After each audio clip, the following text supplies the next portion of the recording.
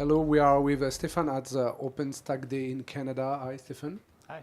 And could you explain us who are you and what is your involvement with Openstack today? Sure. So my name is Stephen Gordon. I'm a principal product manager at Red Hat, working on OpenStack user workloads, basically. Virtual machines in the context of OpenStack Nova, but also the intersection of Kubernetes and OpenStack, again, for the workload piece though. So not so much for the deployment of OpenStack itself, but in terms of how do I present containers from OpenStack in a way that my application developer can consume it. What's your main topic about that today? So today, mostly talking about, first of all, the value of containers themselves in terms of an application packaging format, but also some of the things you need around that. So in terms of scheduling, security, lifecycle management, some of the things that Kubernetes brings to the table, some of the things that OpenShift builds around Docker and Kubernetes to provide. And then finally, the question of, if containers do all these things, why do I still need a traditional infrastructure platform? Why do I need OpenStack? How does that fit into this world?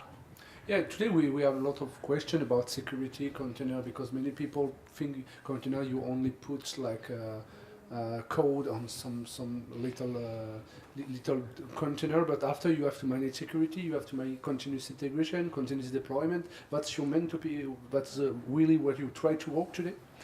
To a degree, but also focusing on the concept of, in terms of the containers, there are some certain architectural tenets in terms of, Kubernetes in many ways is itself a way of abstracting hybrid cloud platforms. So people who are using OpenStack today or some public cloud or combinations with existing private infrastructure. So they don't necessarily want to be writing their application directly against the cloud APIs, but against Kubernetes as kind of the application developer-facing API. And then how does Kubernetes translate a request for, say, a volume from the application into, well, today I'm running on OpenStack, so I need to go get that volume from Cinder, for example. And that's where we focused a lot of effort around a reference architecture, which I walked through, and also automation using Heat and Ansible to roll out that reference architecture in a repeatable way. What's the future for you for this kind of approach? What do you see in the next months, next years? So the initial focus has really been in the context of the Kubernetes OpenStack SIG, which is a special interest group upstream, has been on just getting that implementation for Kubernetes and OpenStack interaction to a feature parity effectively with the implementations for, say, an AWS or a GCE. I think the next step is there are still some backends in Kubernetes, for example, that aren't pluggable yet. So one that's come up recently, I know, not just for OpenStack, but for other cloud providers, is providing alternate backends to the secrets interface in Kubernetes. So how do I feed secrets in?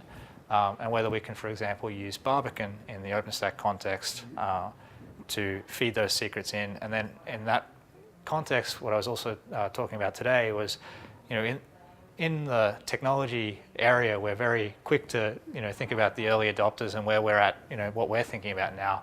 But how do we help organizations transition through, virtual machines aren't going to die overnight. They're going to continue to exist for quite some time. Similar with bare metal workloads. So how does a transition architecture look? An example of that might be, if I have a virtual machine component to my application and maybe I rewrite the web app in a way that it can use containerization and Kubernetes, how do I share data between those two? So secrets is one example. Other services, things like Octavia, the new load balancer as a service implementation, Manila for file shares. These are all things we're thinking about, how are these useful to an application developer? How do we present those in an abstract enough way, though, that we don't break that core architectural tenet, which is that Kubernetes is the API for the developer, and OpenStack is really the API for the person managing the infrastructure. Okay, if you would like to have some information about that, do you have a link you share with us to have more information? Sure. So the best place to get a easy look at the reference architecture is github.com/redhat-openstack/OpenShift-on-OpenStack. Okay. And that's kind of like, that's the quickest link to get the diagram that was on the slides, the heat templates to try it out with OpenShift Origin upstream, and also that it can also work with the OpenShift commercial offering. And also my Twitter is @xsgordon, and I'll be tweeting the slides there as well. Okay, thanks, Stephen. Sorry to say it with a French accent. No but problem. it's the same thing. And I hope you will be part of you will be with us for the next OpenStack Day in Toronto. Definitely. Look forward Thank to it. you. Thank Bye. you.